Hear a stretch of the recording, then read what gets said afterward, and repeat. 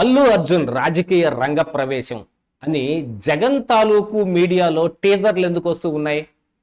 ఈ అల్లు అర్జున్ ప్రశాంత్ కిషోర్ తోటి సంప్రదింపులు జరుపుతూ ఉన్నాడు అని అంటే ఈయన ఉన్న కొత్త పార్టీ పెట్టే అవకాశం ఉందా?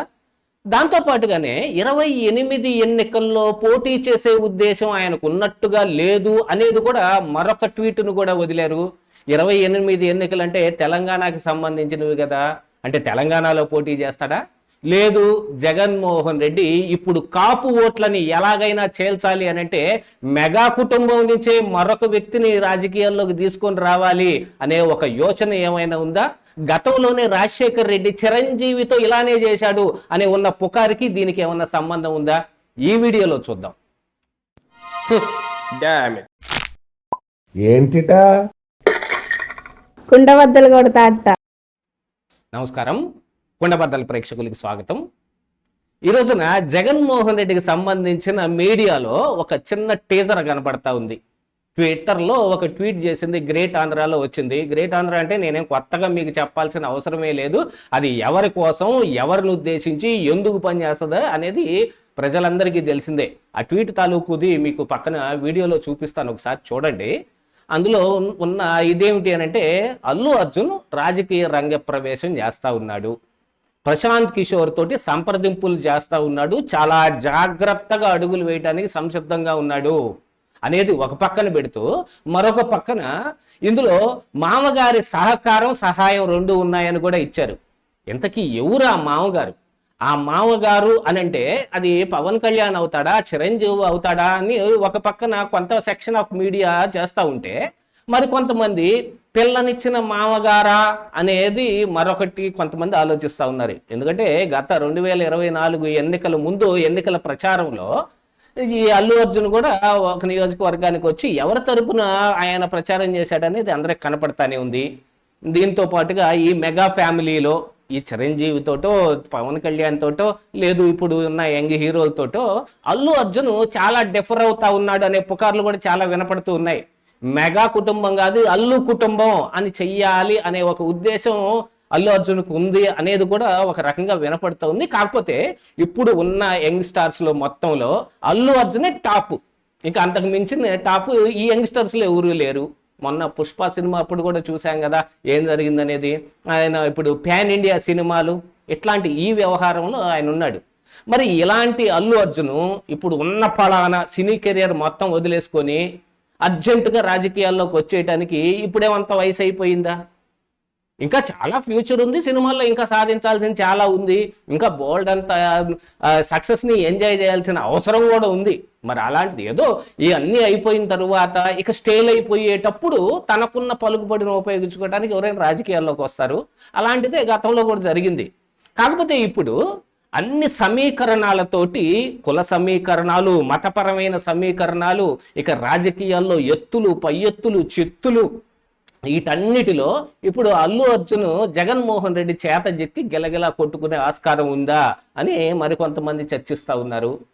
అంటే ఇప్పుడు మెగా కుటుంబంలో నుంచి పుట్టుకొచ్చిన ఓ పెద్ద హీరోని తీసుకొచ్చి ఇప్పుడు రాజకీయాల్లోకి దింపితే కాపు ఓట్లని ఏదైనా చీల్చే అవకాశం ఉంటుందా అని. ఎందుకంటే వైఎస్ఆర్ కాంగ్రెస్ పార్టీ 2019 ఎన్నికల ముందు నుంచే 2024 ఎన్నికల ముందు నుంచే పవన్ కళ్యాణ్ని చంద్రబాబు నాయుడుతో జట్టు కట్టనీయకుండాను, కూటమిలోకి చేరకుండాను, ఒకవేళ చేరిన ఏదో ఒక మిషతోటి బయటకు వచ్చేయటానికి, తీసుకురావటానికి ఎక్కువగా ప్రయత్నం చేశారు. ఇవేమీ జరగలేదు.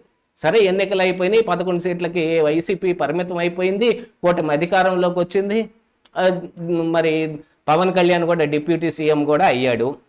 చంద్రబాబు నాయుడు దగ్గర పవన్ కళ్యాణ్ పరపతి ఏమిటనేది, ఆయన కన్నెర చేస్తే వెంటనే పనులు ఎలా జరుగుతున్నాయి అనేది కూడా ఒక పక్కన కనపడతా ఉంది.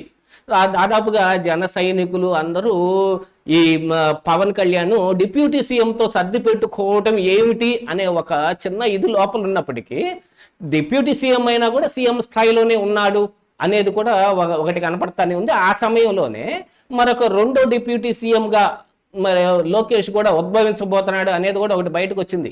అది ఎప్పుడో గతంలో జరిగింది అనుకోండి, తర్వాత వెంటనే అది సమసిపోయింది. అలాంటిది ఏది ఇప్పుడు లేకుండా పవన్ కళ్యాణ్ 15 సంవత్సరాల పాటు ఈ కూటమి ఇలాగే కొనసాగుతుంది అనేది కూడా చెప్పాడు.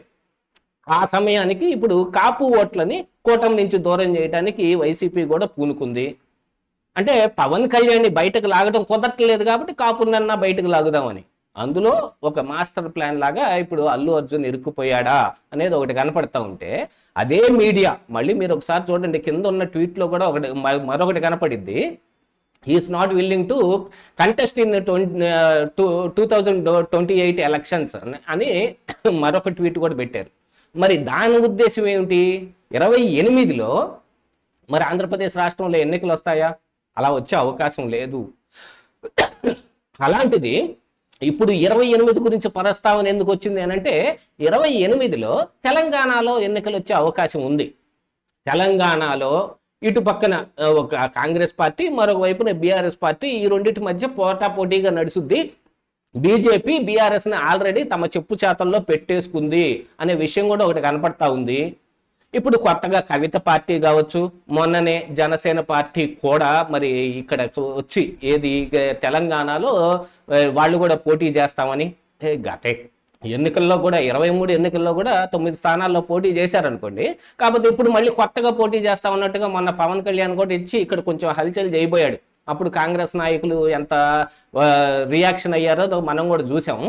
ఇదంతా ఒక బీజేపీ గేమ్ ప్లాన్ అయితే, ఇప్పుడు మరి బీఆర్ఎస్ కోసం జగన్మోహన్ రెడ్డి ఇలాంటి డ్రామా ఏదన్నా వేస్తాన్నాడా అనే ఒక ఇది కూడా కనపడుతుంది. 28 ఎలక్షన్స్లో ఇక్కడ తెలంగాణలోను, 29 ఎలక్షన్స్లో అక్కడ ఆంధ్రప్రదేశ్లోను వాడుకోవటానికి ఫోర్స్ఫుల్గానైనా సరే అల్లు అర్జున్ తీసుకొస్తారా, మరి ఆ అవకాశం ఏదైనా ఉందా అనే దాని గురించి ముందుగా ప్రజల్లోంచి ఎలాంటి రియాక్షన్ వస్తుంది అనే దాని మీద ఎలాంటి టీజర్ వాళ్ళ మీడియాలో వదులుతున్నారా అనేది అయితే ఒకటి అర్థం కావాల్సిన అంశం. ఏది ఏమైనప్పటికీ అల్లు అర్జున్ ఈ సినిమా ఇండస్ట్రీలో ఉన్న కెరీర్ని అర్ధాంతరంగా ముగించుకుంటే తప్ప ఇప్పుడు ఇక్కడికి వచ్చి ఈ రాజకీయాల్లోకి అడుగు పెట్టడానికి లేదు. దాదాపుగా ఏంటంటే పవన్ కళ్యాణ్ ఇప్పుడు సినిమాలు చేస్తూ ఉన్నప్పటికీ కూడా సినిమా ప్రభావం ఎంత ఉంది, రాజకీయ ప్రభావం ఎంత ఉంది అనేది రెండు అటు ఇటు కాకుండా కూర్చొని ఉన్నాడు. అలాంటి ఈ సమయంలో ఇప్పుడు అల్లు అర్జున్ పీక్ స్టేజ్లో ఉండి దాన్ని వదిలేసుకొని రాజకీయాల్లోకి వస్తాడా అంటే, మరొక వైపు తమిళనాడులో ఎందుకంటే జెన్ జీ గురించి చాలా మాటలు కూడా జరుగుతున్న సమయంలో మరి తమిళనాడులో ఏం జరిగిందో చూసాం. విజయ్ టీవీకే పార్టీ పెట్టడం, అప్రతిహతంగా గెలవటం, కాకపోతే కొద్ది సీట్లు తగ్గటం మూలాన రాజకీయాల్లో అతను కూడా చిన్న తప్పటడుగులు వేసి మళ్ళీ ఏదో రకంగా సీఎం అయ్యాడు. ఇప్పుడు జెన్ జీ ఏదైనా ఒకటి ఈ అల్లు అర్జున్కే అట్రాక్ట్ అయ్యే అవకాశం ఉంది. అందుకని ఇప్పుడు జగన్మోహన్ రెడ్డి అల్లు అర్జున్ చేత ఒక పార్టీ పెట్టించి అతనితోటి జట్టు కట్టి వాళ్ళు కూటమిగా తయారవుతారా అనేది కూడా ఒకటి చూడాల్సిన అవసరం ఉంది.